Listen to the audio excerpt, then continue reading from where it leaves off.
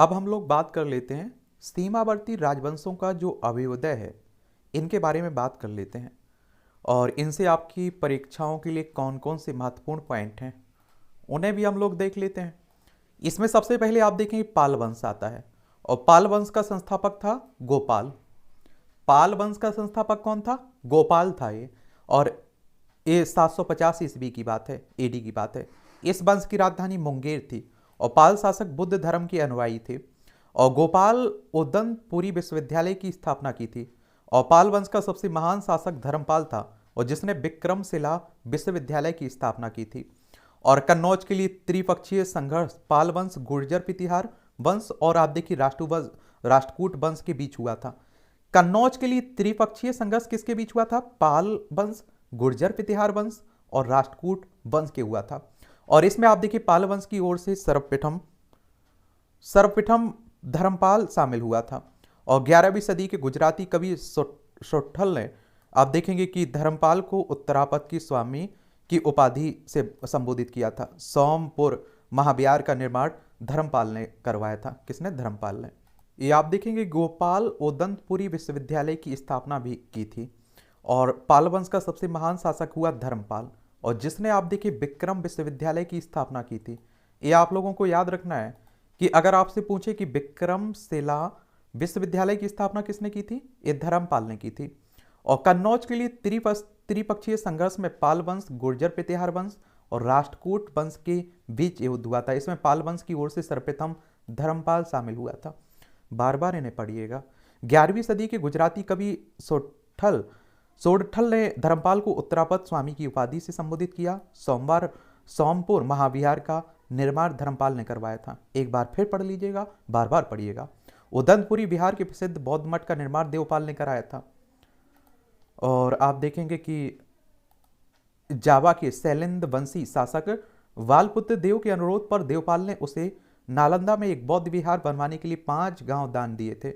और गोडी रीति नामक साहित्यिक विद्या का विकास पाल शासकों के समय में हुआ था।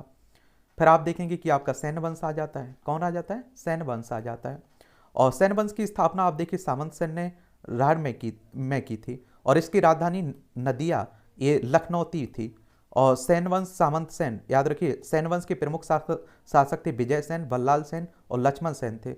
और सैन्य वंश का आप देखेंगे प्रथम स्वतंत्र शासक विजय सेन था जो शैव धर्म का अनुयायी था।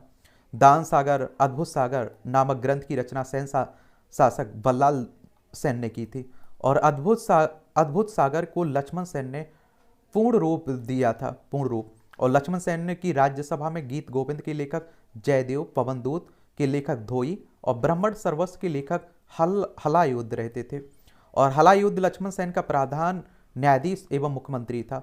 और विजय सेन ने देवपाड़ा में पिद्मोनेश्वर मंदिर, शिव की विशाल मंदिर की स्थापना की थी। ये भी याद रखिए। एक कौन? विजय सेन देवपाड़ा में पिद्मोनेश्वर मंदिर, शिव की विशाल मंदिर की स्थापना इसने की। और इसके बाद आप देखेंगे इसमें ये आपको देखने को मिलेगा आपकी सैन्य राजवंश प्रथम राजवंश था। सैन्य राजवंश प्रथम राजवंश था जिसने अपना अभिलेख सर्वप्रथम हिंदी में उत्तीर्ण करवाया था। किसमें? हिंदी भाषा में।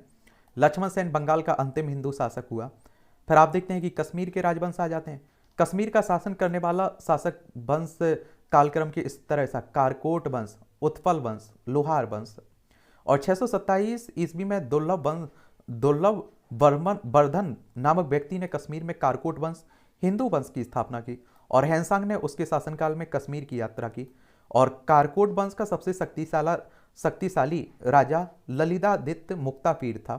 और कश्मीर का मार्तंड मंदिर का निर्माण ललितादित्य मुक्तापीड के द्वारा करवाया गया था। और कारकोट वंश के बाद कश्मीर का उत्पल वंश का शासन हुआ और इस वंश का संस्थापक था अवंती वर्मन। और अवंतीपुर नामक नगर की स्थापना अवंती वर्मन ने की थी। और अवंती वर्मन के अभियंता सोन ने सिंचाई के लिए नहरों का निर्माण भी करवाया था। और 980 में उत्पल वंश की राजधानी दिद्रा एक महत्वाकांक्षी शासिका हुई। और उत्पल वंश के बाद कश्मीर का लोहार वंश का शासन होता है। लोहार वंश का संस्थापक संग्राम राज। और संग्राम राज के बाद अनंत राजा हुआ।